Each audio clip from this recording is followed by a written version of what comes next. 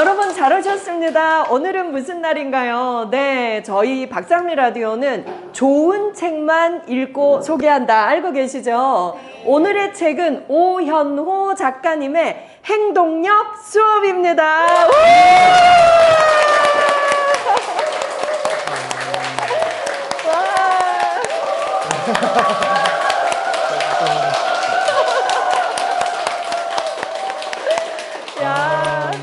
대단하십니다. 여러분, 네, 세바시에서 또 오연호 작가님 강의는 많이 들으셨죠? 그런데 오늘 나는 오연호 작가님을 처음 봤다. 손 들어보실까요? 좋습니다. 네. 또 강의도 잘하고 글도 잘 쓰는 분이 또 외모도 빛나십니다.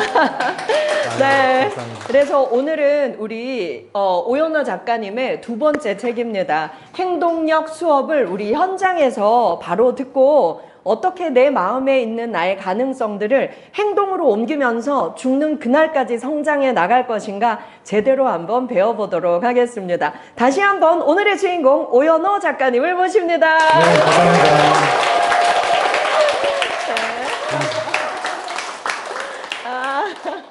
너무 감사합니다. 자, 그러면 우리 오연호 작가님을 이미 잘 알고 계신 분도 계시겠지만 나는 강연은 들었는데 사실 작가의 스토리는 다 몰라 하는 분들도 계실 거예요. 그래서 제가 작가님에 대해서 잠깐 소개를 하겠습니다. 네, 오연호 작가님은요 지금 에어라인 파일럿이고요. 또 대한민국 동기부여 강연가로 아주 유명합니다. 세바시에서는 동기부여 치면 오연호 뜨는 거 보셨죠? 네. 와, 수능 7등급의 학생도 또 신용불량자 가정 출신도 무엇이든 할 수 있다는 자신감을 일깨워주며 세바시 강연 무려 400만 조회. 네, 그러면서 큰 주목을 받으셨습니다. 글이나 말이 아닌 행동과 삶으로 증명해내고 있는 분이다. 그래서 사실 오늘 이 북콘서트는 저의 팬심으로 제가 나와주세요 라고 부탁을 했습니다. 네, 이미 베스트셀러 8년이나 됐더라고요. 네, 부시 파일럿 나는 길이 없는 곳으로 간다. 읽어보신 분들 계시지요? 네. 그리고 8년 후에 이번 이 행동력 수업이 출간되었습니다. 수많은 기업에서 동기부여 강연을 하고 깨달았다. 동기부여는 허상이다. 하루, 일주일, 한 달이 지나면 모두 휘발된다. 생각을 즉시 행동으로 옮기는 행위만이 그 휘발성을 막을 수 있다. 행동력은 발상의 전환에서 시작된다. 매일 똑같은 일상에서 발상의 전환을 맞이할 수 있다면 진정한 생각의 확장을 경험하게 된다. 그것이 바로 행동력의 원천이다. 네, 이 책에 나오는 명언입니다. 그래서 여러분, 오늘 이 책에 나오는 행동력, 어떻게 하면 내 속의 잠재력을 또 우리가 누구나 생각은 해요. 저도 이제 곧 있으면 50살이 되는데요. 제 친구들을 만나보면 전부 다 어떤 얘기를 하고 있냐면 나 옛날에 그거 하고 싶었는데 그때 그거 했어야 되는데 이미 늦었어 라고 말하더라고요. 근데 이제 우리는 최소 100살 사는 거 아시죠? 재수 없으면 200살 살아야 된대요. 의술이 우리를 죽이지 않아서. 네, 그렇다면 내 안에 있는 것들 발견해서 오늘 바로 실천하고 행동력으로 옮겨가는 그 비법. 저는 사실 어떤 심리학자의 강의보다도 이분의 삶이 증명해낸 행동력 수업이 너무 좋더라고요. 그래서 저만 감동받고 끝날 수 없다. 이제 여러분들의 차례입니다. 오연호 작가님의 강연 청해 듣겠습니다. 네, 감사합니다. 네, 인사드리겠습니다. 저는 파일럿 시장 행동력 수업의 저자 오연호입니다. 반갑습니다.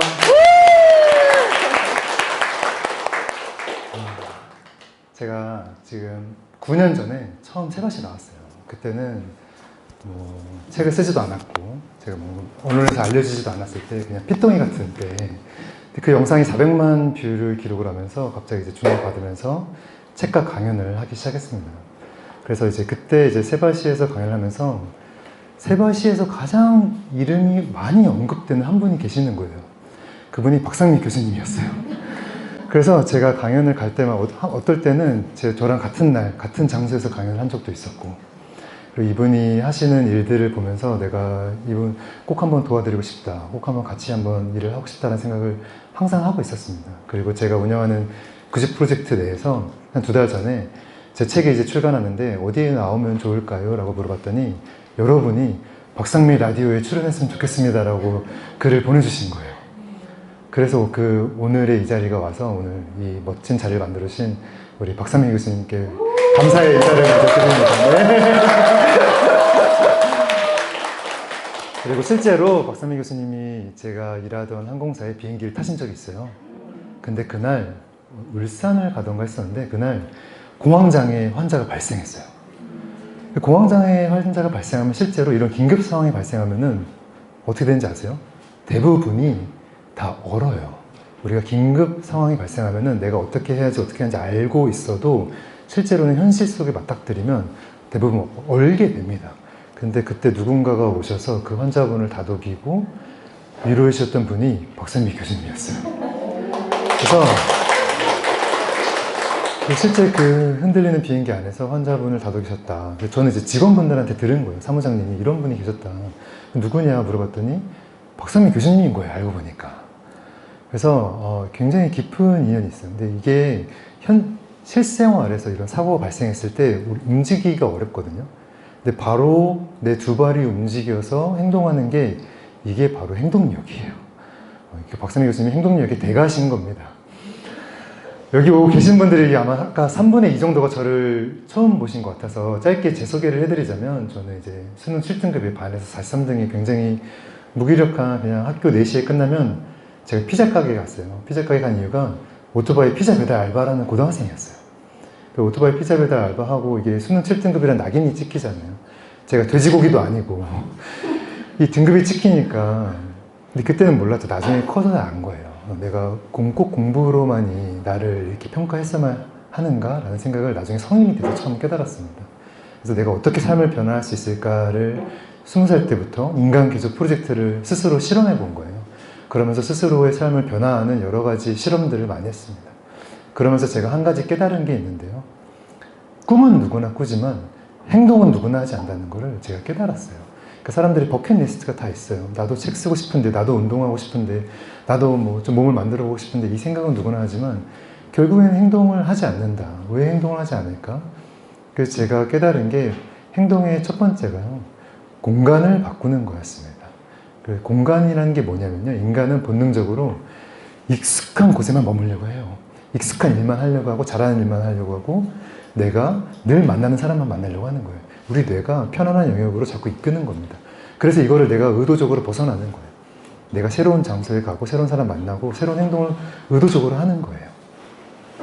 그럴 때만이 우리가 이 새로운 것을 볼 때 새로운 시야가 생기죠. 새로운 시야가 생길 때 우리는 새로운 생각을 합니다. 그게 생각의 확장이에요. 생각의 확장이 뭐냐면은 메타인지가 올라가는 거예요. 내가 어떤 사람인지 알고 내가 어떤 사람이랑 같이 있으면 행복하고 내가 어떤 일을 하면은 더 나의 그 잠재력을 발현하는지를 잘 알아가는 거예요. 그래서 제가 저 같은 경우는 자연에서 저를 깨달은 거예요. 그래서 제가 바다가 좋으니까 호주에 그냥 가서 이력서 들고 무급 인턴 시켜주세요. 제가 통역, 청소, 알바 다 하겠습니다. 스쿠버 다이빙 강사 시켜주세요 한 거예요. 제가 20군데 실패했거든요. 그러다가 우연히 배를 고치는 목수가 되면서 배 주인을 만나면서 그분이 저한테 기회를 주신 거예요. 너 따라와. 내가 무급 인턴 시켜줄게. 그럼 제가 돈 한 푼 없이 호주에서 스쿠버 다이빙 강사가 됐어요. 이때 제가 23살이었습니다. 그 바다가 좋아서 바다로 가니까 어느 순간 보니까 제가 영어로 외국인들을 스쿠버 다이빙 가르치고 있는 거예요. 그때 깨달았어요. 내가 원하는 거를 이룰 수 있는 방법을 깨달았어요. 원하는 걸 이룰 수 있는 방법 첫 번째가요. 책상에 앉아서 막 준비하고 전략하는 게 아니었어요. 일단 집 밖을 나가서 내가 원하는 걸 이룬 사람을 만나는 거예요. 두 눈으로. 그게 오프라인의 힘입니다. 코로나 이후로 대부분의 사람들이 다 온라인으로 일하거든요. 근데 가장 큰 맹점이 뭐냐면 우리는 아까 제가 뭐라고 했어요? 익숙한 공간을 벗어나 공간을 바꿔야 된다고 했잖아요. 공간을 바꿔서 오프라인에서 대면을 했을 때 만나는 힘이 있어요. 그게 대면의 힘인데요. 내가 만나서 이야기하잖아요. 그러면은 지식은 우리가 책이나 인터넷에서 구해요. 근데 지혜는 못 구합니다. 지혜는 어디서 구해요? 사람들한테 구해요. 경험한 사람들. 내가 대면하고 악수할 때만이. 그러면서 제가 실제로 내 몸이 이동하면서 얻는 삶의 지혜를 발견한 거예요. 그래서 제가 산에 빠져서 히말라야 텐트피크, 아프리카, 우간다, 르웬조리, 뭐 캐나다 유콘 이런 고산 등반들을 하기 시작한 거예요. 그러면서 제가 아프리카, 우간다, 르웬조리 등장했을 때 그때가 이제 24살인데 그때 코롱 스포츠 TV 광고 모델로 이제 제가 발탁이 된 거죠. 나중에는 제가 사막에 빠져서 사하라 사막 마라톤 250km를 완주하기 시작했습니다. 더 어려운 건 없을까? 철인 3전 경기를 하기도 하고요. 제가 기업의 후원을 받아서 세계 일주를 하기도 하고요. 그래서 제가 나중에는 삼성전자 중동총괄에서 마케터로 입사를 하게 되고 결국에는 제가 나이 30에 파일럿이 되기 위해서 퇴사하고 파일럿을 위한 도전을 하기 시작합니다. 그래서 제가 에어라인 파일럿이 되고 결국에는 부시 파일럿이라는 책을 썼고요. 지난 5년간 항공사 파일럿으로 비행만 했어요. 근데 저는 하늘을 날고 싶었거든요. 근데 하늘을 나는 건 비행기가 나는 거예요. 파일럿은 기계를 만지는 사람입니다. 그래서 저는 자유롭게 하늘을 날고 싶은 사람이 되고 싶었는데 저는 기계를 만진 사람인 거예요. 그래서 5년 동안 제가 꿈꿨던 게 어떻게 하면 자유로운 사람이 될 수 있을까였어요. 그래서 5년 동안 내가 하고 싶은 거를 쓰기 시작했어요. 그래서 올해가 되면서 내가 진짜 하고 싶은 걸 하자. 그래서 안식년처럼 비행을 휴직하고 제가 하고 싶은 걸 하기 시작했어요. 강의를 시작하고 제가 기업에서 동기부여강을 하잖아요. 그래서 일반인들에게도 할 수 있는 과정을 만들자. 그래서 구직 프로젝트라는 커리큘럼을 만들었어요. 그리고 이 커리큘럼을 뭐 거제도에 사는 고등학생도 어디 미국에 사는 어머니도 책 한 권을 할 수 있게 만들자라고 해서 이 행동력 수업이라는 책이 나왔습니다. 이 행동력 수업이라는 책이 나왔는데요. 제가 이거를 아예 원고만 쓰고 출판사에 보내지 말자라고 결심했어요. 왠지 아세요? 저자가 행동력 수업이라는 책을 쓰는데 원고만 보내고 출판사가 다 만들면 이거는 진짜 행동이 아니다. 그래서 제가 아예 디자인부터 기획, 각종 서점, 배본사, 인쇄소 계약, A부터 G까지 제가 하나씩 다 하기 시작합니다. 내가 행동을 보이자. 그래서 진짜 행동력 수업이라는 이 철학을 전달하려면 저자의 삶과 행동이 나타나야 된다라는 개인적으로 생각을 가지고 있어요. 그래서 이 책 한 권을 만들지만 저는 보셔서 아시겠지만 수많은 저의 철학이 담겨 있어요. 책을 넘기실 때 보면은 제일 먼저 나오는 페이지 혹시 보이세요? 색깔이 보이십니까? 아마 우리가 책으로 봤을 때 보통 책의 첫 장이 무슨 색인지 아세요? 그쵸? 대부분이 흰색이나 밝은색이에요. 왜냐면 그게 가장 저렴합니다. 근데 저는 책 한 권을 만들더라도 이 저자의 이 철학과 미학이 담겨 있다고 생각해요. 그래서 제가 이제 이 디자인에 다 참여한 이유가 책을 한 권 만들 때 말도 안 되는 색깔을 만들 수 있는 종이가 바로 이 면지예요. 첫 장 넘겼을 때입니다. 이 면지만 우리가 말도 안 되는 색깔을 넣을 수 있어요. 그래서 제가 여기에는 제 피를 담은 거예요. 이 피를 담은 이유가 제 20년 동안 제가 49개국에서 여행을 한 게 아니라 저는 일을 했어요. 저는 일을 했는데 외국인 노동자가 되고 나면 깨달아요. 여러분들 외국인 노동자면 본능적으로 약간 무시하는 경향이 생기거든요. 제가 외국에서 늘 무시받는 사람으로 사는 거예요. 그럼 제가 항상 해외에서 다시 시작할 때마다 바닥부터 다시 시작해야 돼요. 0부터 시작하려면은 한국에서야 제가 이 사람 오연원을 하지만 해외 나가면 그냥 외국인 노동자예요. 그럼 저는 바닥부터 시작해서 경쟁해서 살아남으려면은 부단히도 시행착오를 거쳐서 부단히도 많은 노력을 해야 돼요. 그래서 저는 그 과정에서 모든 거를 저는 담은 책이에요. 그래서 제가 출판사를 만들었던 가장 큰 이유가 제가 8년 전부터 공부를 못해야 받을 수 있는 장학금을 만들었어요. 대한민국 장학제도에 가장 장학금을 많이 받는 학생들이 누구예요? 성적 우수 장학금이에요.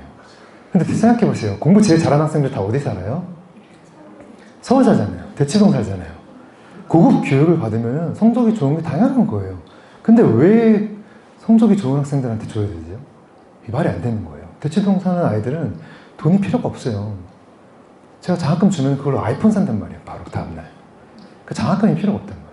그러니까 엄친아 같은 학생들만 주목받는 게 아니라 그냥 우리 주변에 있는 학생들, 내 아이, 맨날 게임하는 아이, 그런 아이도 장학금 받을 수 있는 기회를 만들어주는 게 사실은 건강한 경쟁 사회라고 생각하거든요. 그래서 누구나 이 장학금 수기 공모예요. 제가 장학금 받으면은 이렇게 하겠습니다라고 글을 쓰는 거예요. 그럼 누구나 맨날 게임만 하던 아이도 이 장학금 수기 공모를 쓰는 그 1분, 10분 동안은 내가 이걸 하겠습니다라는 장학생이 된다라는 꿈을 꿉니다. 그리고 내가 이걸 하겠습니다라는 스스로의 꿈을 태어나서 처음으로 꾸기 시작해요.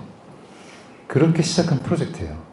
그래서 올해는 아프리카 모잠비크에서 지구 반대편에서 온 의사가 되기 위해 꿈꿔온 친구가 받기도 했고, 그래서 제가 이 8년 동안 장학금 주고 나니까 제가 올해 목표가 장학재단을 만들자였어요. 그래서 행정사를 만났습니다. 미팅을 했는데 그 행정사분이 한 말이, 근데 장학재단 만들려면 출연기금 최소 5억 원 필요한데 5억 있으세요? 물어본 거예요. 제가 5억이 없잖아요. 제가 지금 대출금 갚기도 바쁜데, 보통 우리가 장애물에 도달했을 때 여러분들 어떤 생각이 들어요? 역시 장학재단은 회장님이 하는 거지, 뭐 자산가가 하는 거지, 내가 무슨 장학재단이야. 보통 우리가 이런 생각을 합니다. 이 장애물에 다다랐을 때예요. 근데 저는 이미 알아요.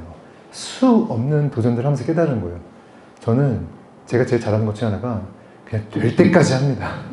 그래서 그래, 그 5억을 만들자 했어요.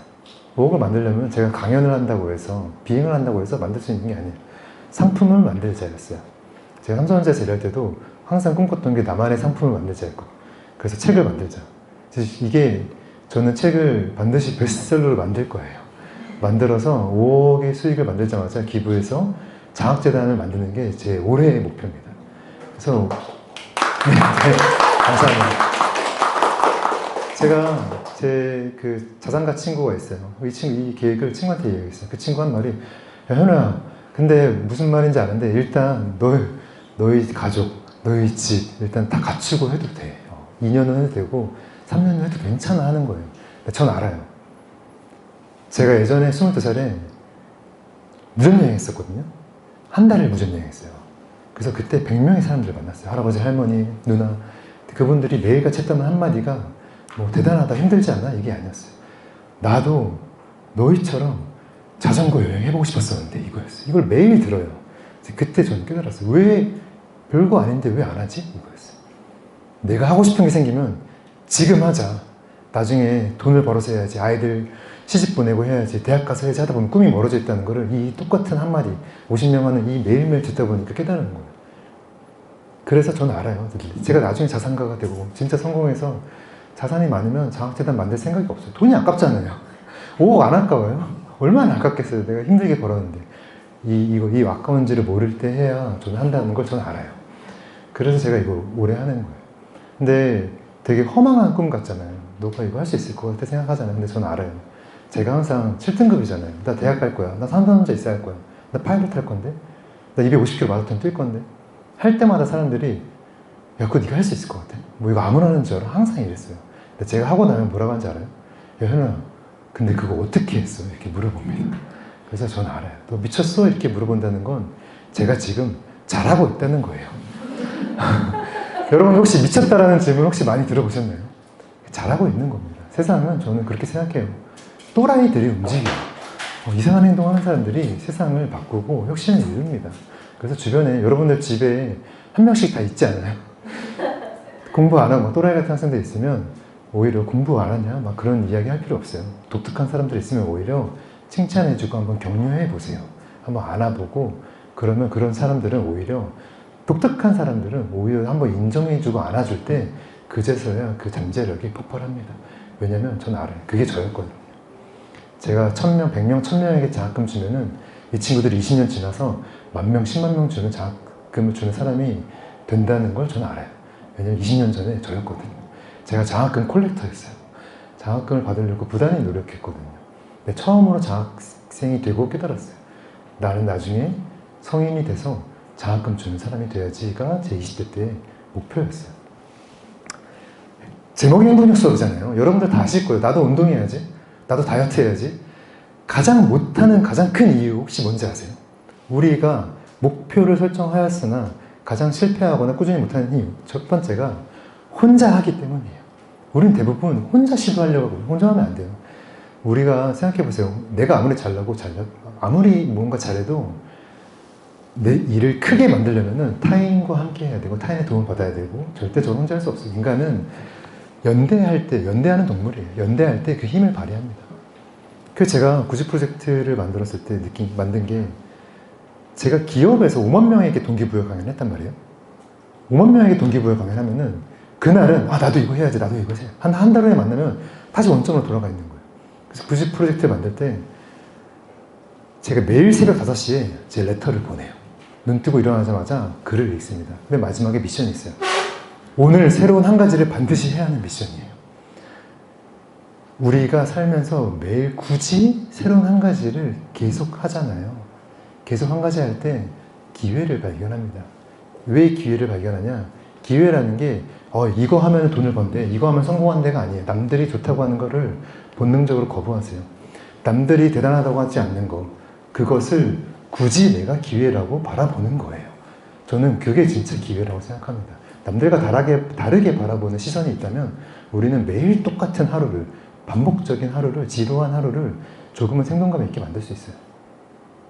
여러분들 매일 설레요. 매일 재밌어요. 일상은 그렇지 않아요. 지루한 일의 반복이고 사실은 재미없는 일의 반복이에요. 근데 매일매일 재밌게 사는 사람들이 있어요. 그 사람들은 이화력이 있는 거예요. 이화력이 뭐냐면 매일 똑같은 일상을 다르게 바라보는 힘입니다. 이게 바로 낯설게 보는 습관이에요. 세상을 낯설게 보면은 익숙한 것과 결별하는 습관이 생겨요. 나이가 들수록 어때요? 매일 같은 사람만 만나고 똑같은 카페만 가고 똑같은 음료만 마셔요. 그거를 본능적으로 거부하는 거예요. 오늘은 새로운 카페 가고 오늘은 박상민 교수님 북카페에 와서 매일 커피 마시면 오늘은 녹차 마시고 끊임없이 새로운 걸 나를 던지는 거예요. 환경을 바꾸잖아요. 저절로 내가 행동하게 돼 있습니다. 그래서 제가 매일 이렇게 새로운 것들을 줘요. 행동의 끝이 뭐냐? 행동했을 때 반드시 해야 되는 게 있어요. 저 마라톤 완주했어요. 저도 책 썼습니다. 저도 제 사업체 열었어요. 그게 끝이 아니에요. 그 행동의 끝은 자기 성찰이에요. 자기 성찰이 있지 않으면 그거는 남들과 똑같은 경험으로 끝나요. 자기 성찰이 뭐예요? 복귀하는 거예요. 바둑 기사들이 바둑 끝나면 제일 먼저 뭐예요? 한수 한수 거꾸로 두거든요. 마찬가지로 내 하루를 다시 돌아보는 거예요. 아, 이때 이 사람 만났을 때 이렇게 인사할 걸. 이 사람 만났을 때 이렇게 행동할 걸. 내가 이 기회 왔을 때 이렇게 손을 들고 이야기할 걸. 스스로를 복귀하는 거예요. 그러면은 자기 성찰 어떻게 해야 되죠? 라고 질문해요. 현실 속에서 자기 성찰하는 방법 두 가지가 있어요. 첫 번째가 사색입니다. 사색. 예전에 위인들 취미가 사색이에요. 할 게 없으니까. 사색이 뭐예요? 그냥 산책하는 겁니다. 산책하면 어때요? 시야가 끊임없이 바뀌죠. 계속 새로운 거. 그때 우리 생각하는 말. 무슨 말이냐? 지금 2024년 대한민국은 생각하지 않는 시대에 돌아왔어요. 우리 쉴 때 제일 먼저 뭐예요? 핸드폰 꺼내서 인스타그램, 유튜브 보고 자극적인 걸 본단 말이에요. 자극적인 거에 노출되는 순간 우리 뇌는 멈춰요. 그래서 우리는 생각을 하지 않아요. 그래서 요새 아이들이 생각을 하지 않는 거예요. 그럼 자극적인 걸 벗어나려면 어떻게 해야 되죠? 핸드폰을 끄고 사색하는 거예요. 계속 걷는 거예요. 걸으면서 핸드폰 할 수 없단 말이에요. 두 번째가 뭐예요? 사색 다음에 기록이에요. 인간은 반드시 글을 써야 되거든요. 동기부여 허상이라고 한 이유가 인간의 생각은 다 휘발성이에요. 내가 오늘 행동력 수업 읽고 그래 나도 해야지 하지만 다음날 지금 다 까먹어요. 우리 뇌는 기억 못합니다. 그러나 내가 쓴 기록은 남아요. 그래서 글을 써야 됩니다.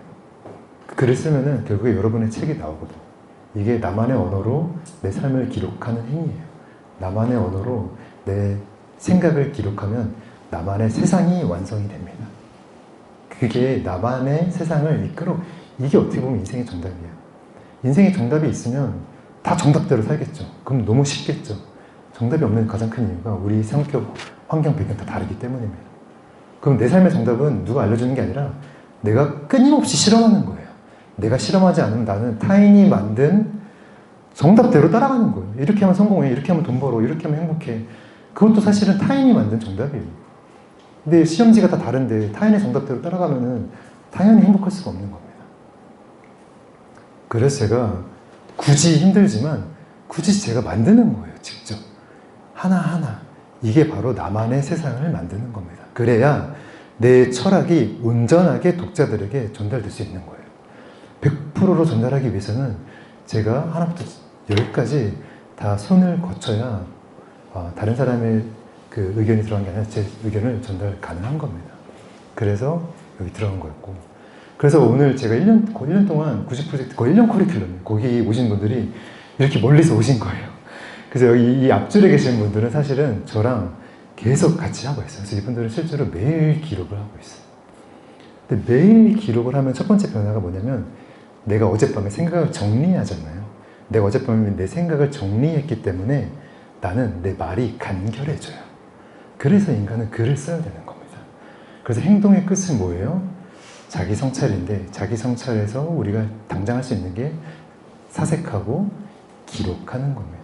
글을 쓰면 내 말이 간결해지면 언제 어디서 내가 누구와 어떤 일을 하더라도 사람들이 내 말에 귀를 기울이고 결국에는 사람들이 내 편으로 만들 수 있어요. 내 말에 귀를 기울이니까. 이게 사람의 마음을 사는 겁니다. 사업을 하든 영업을 하든 마케팅을 하든 똑같아요. 내가 항상 잘할 수 없거든요. 그러나 한 가지 비법은 있어요. 내가 고객의 마음을 사면 언제 어디서든지 간에 내 마음대로 이끌 수 있어요. 여러분들 생각해보세요. 여러분들 카페에 갔어요. 정우성이 정성스럽게 커피를 갈고 있어요. 여기 있습니다. 너무 맛있을 것 같지 않아요? 커피가? 정우성 씨가 만약 커피를 다 태웠음에도 불구하고 우리가 정우성 씨가 정성스럽게 만들어진 커피를 마시면 우리 맛있다라고 생각하는 거예요. 이게 타인의 마음을 사면은 이게 제품이 완성되어 있지 않아도 우리는 맛있다라고 우리는 기억을 우리 뇌는 기억을 합니다. 이게 그래서 우리는 타인의 마음을 살 줄 안다면 내가 원하는 대로 세상을 만들 수 있는 거예요. 내가 원하는 대로 내 삶을 만들 수 있다는 게 사람들이 잘 믿지 않는데 여러분들 지금 보시는 제 인상 있잖아요. 8년 전에 제 처음에 나왔던 세바시 영상 기억나세요? 굉장히 인상이 좀 날카롭거든요. 심지어 제 고등학교 때 얼굴 보면 더 날카로워요. 지금 제 인상이 굉장히 많이 바뀌었어요. 인상도 바뀝니다. 제 목소리 있잖아요. 지금 목소리 사실은 다 바뀐 거예요. 제가 고등학교 때 제 목소리가 약간 높아요. 그래서 어느 날 영화 보는데 이병헌 씨가 안녕하세요 이병헌입니다 하는 거예요. 그래서 제가 이걸 따라 했어요. 안녕하세요 오현우입니다. 1년 동안 1년 후에 친구 만났더니 현우야 너 목소리 많이 바뀌었는데 이러는 거예요. 그래서 제가 그때 깨달았어요. 이게 되는구나.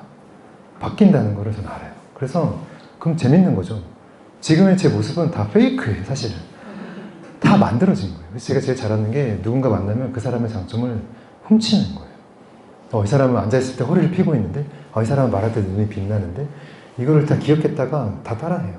그래서 여러분들 한번 롤모델을 많이 설정하고 내가 뭔가 장애인을 만났을 때 그 롤모델이라면 어떻게 행동했을까를 스스로 질문하는 거예요. 똑같이 저는 따라합니다. 저는 모든 짓 다 따라해요. 그걸 따라하는 습관이 생기면 1년이 지나면 어느 순간 그게 내 모습이 돼 있어요. 오늘의 행동 있잖아요. 그 1년이 지나면 나한테 선물로 돌아와요. 결국에는 습관이에요. 습관. 내가 어떤 거를 습관으로 만드느냐에 따라 시간이 지날수록 내가 됩니다. 그러면 아주 간단합니다. 내가 습관을 만드는데 습관을 만들면 너무 힘들죠. 습관은 대부분 3개월, 6개월, 1년, 오래 걸려요. 그래서 가장 중요한 건 뭐예요? 꾸준히예요. 그럼 꾸준히는 어떻게 하냐? 왜 꾸준히냐로 우리는 질문하는데 게으르면 관성이 있어요. 오늘 운동 안 하잖아요. 내일 또 안 해요. 하루 안 하면 모레 안 해요. 그래서 어떻게 하느냐? 매일 하도록 환경을 만드는 거예요. 꼭 헬스장 가려면 2시간의 시간이 남아야 헬스장 가는 게 아니라 30분 남으면 헬스장 안 가더라도 그냥 거울 보고 10분 동안 스쿼트만 하는 거예요. 맨몸 스쿼트만. 그래서 매일매일 하루를 반드시 하도록 시스템을 만드는 겁니다. 10분 해도 괜찮아요. 5분 해도 괜찮아요. 안 하는 것보다 나아요. 제일 무서운 사람이 누군지 알아요? 매일 꾸준히 하는 사람이에요. 그 사람은 1년 지나면 어마어마한 격차가 발생해요.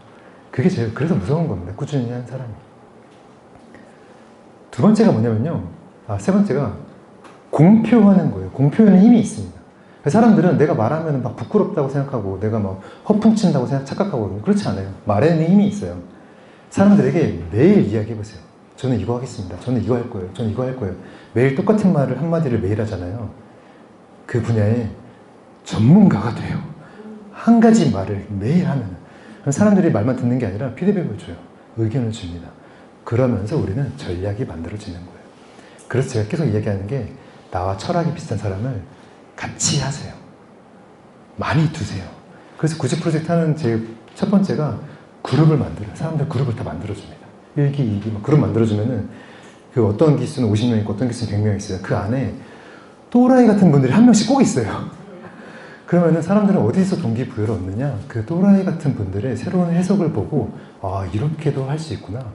이렇게도 할 수 있구나를 보면서 살아있는 동기부여를 얻는 거예요. 이 행동력 수업의 책을 보시면 아실 거예요. 맨 끝에 그 부록에 어떤 분들, 실제로 쓰신 분들의 기록이 있어요. 박권세라는 분이 있는데, 이분이 한 100명이 있어요. 근데 그 하루 어떤 날의 미션이 오늘 반드시 누군가에게 거절당하기라는 미션을 제가 드렸어요.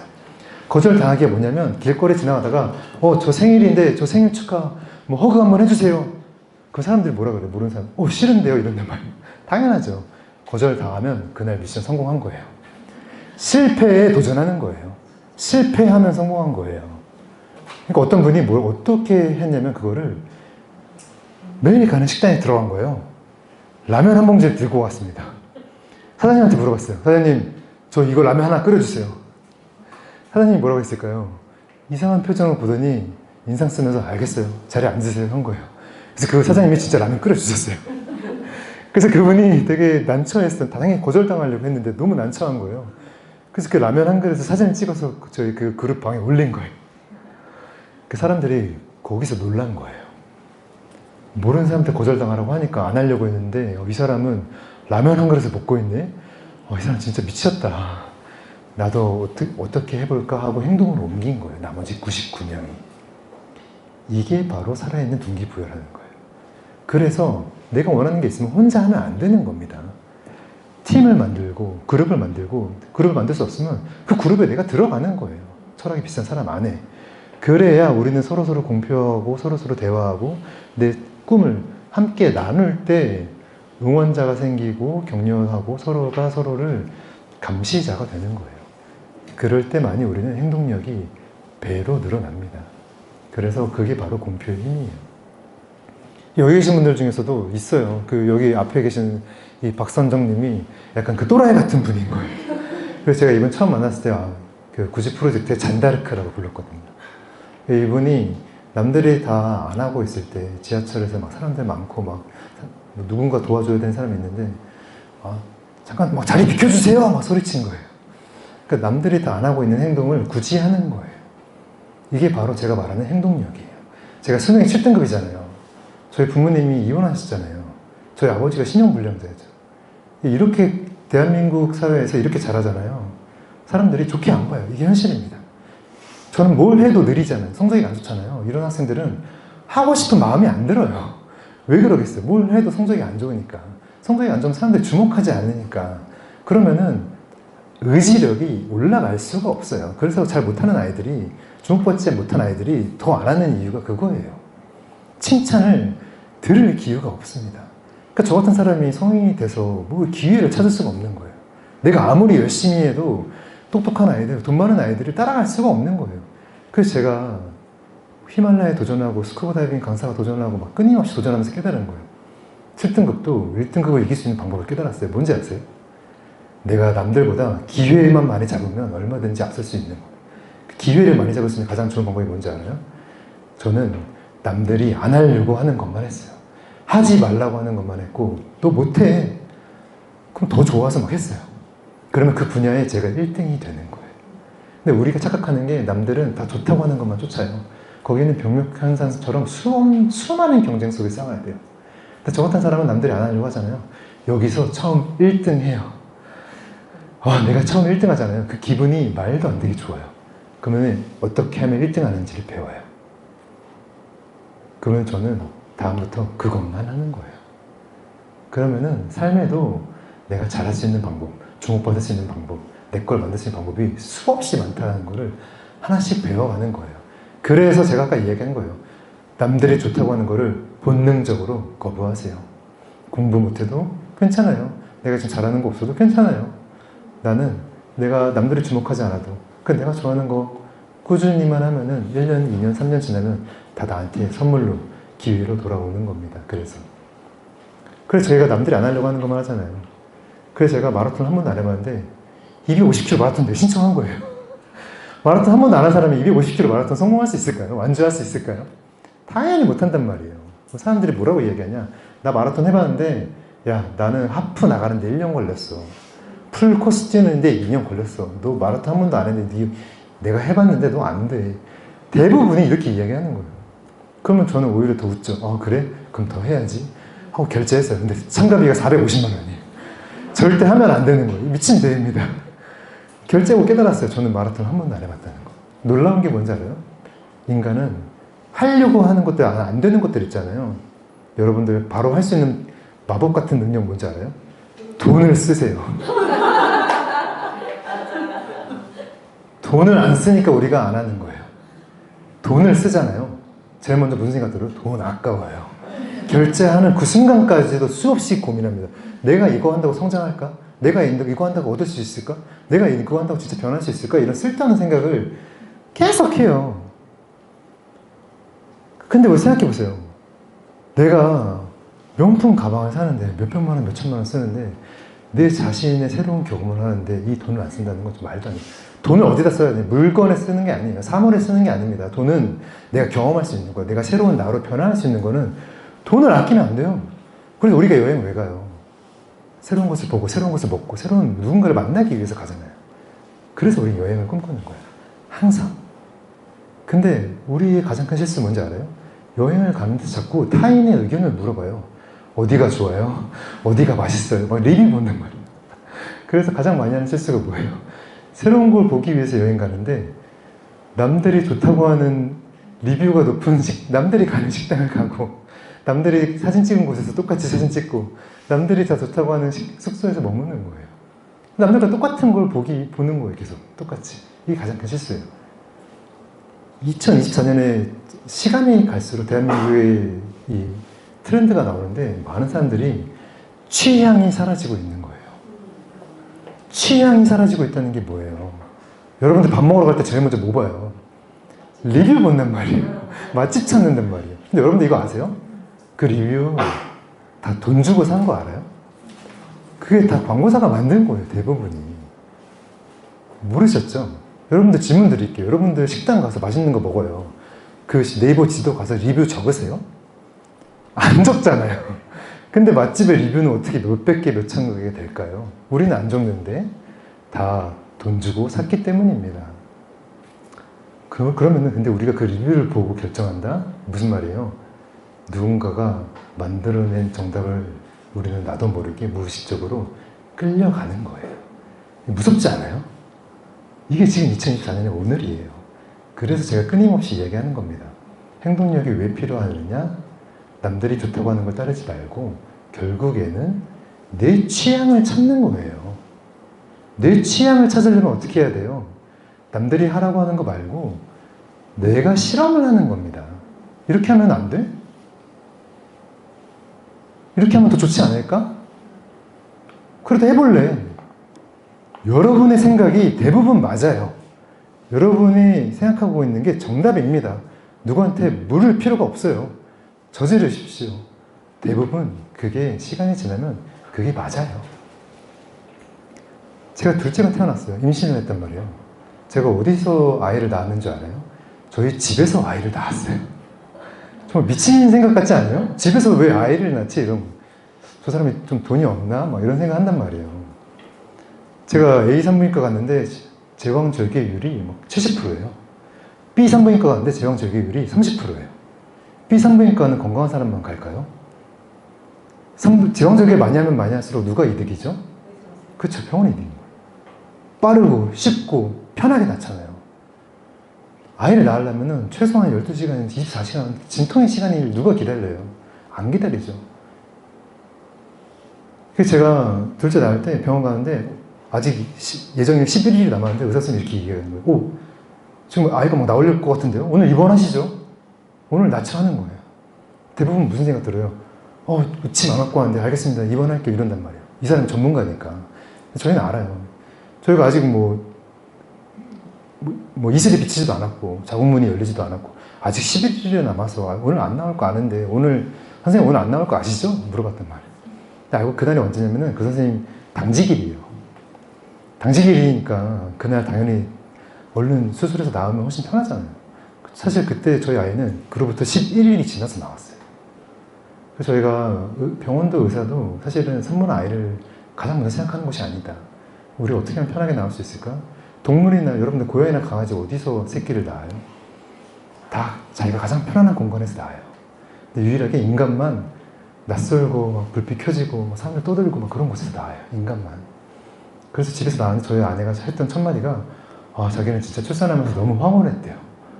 너무 편안하고 너무 좋았다고 하는 거예요. 나는 셋째를 낳아도 또 집에서 낳고 싶다고 하는 거예요. 그래서 제가 다시 한번 고민해보자 이야기하긴 했지만 어떻게 보면 사실 말도 안 되는 행위잖아요. 제가 사람들이 너 왜 그래? 막 이러거든요. 근데 저는 알아요. 남들이 좋다고 하는 거, 그게 결국은 타인의 정답이에요. 마찬가지로 나만의 삶의 정답을 찾을 수 있는 가장 좋은 방법은 뭐예요? 스스로 끊임없이 질문해야 돼요. 내가 나에게 질문하지 않으면 나의 정답을 찾을 수가 없어요. 근데 우리는 나에게 질문하지 않고 자꾸 타인에게 질문해요.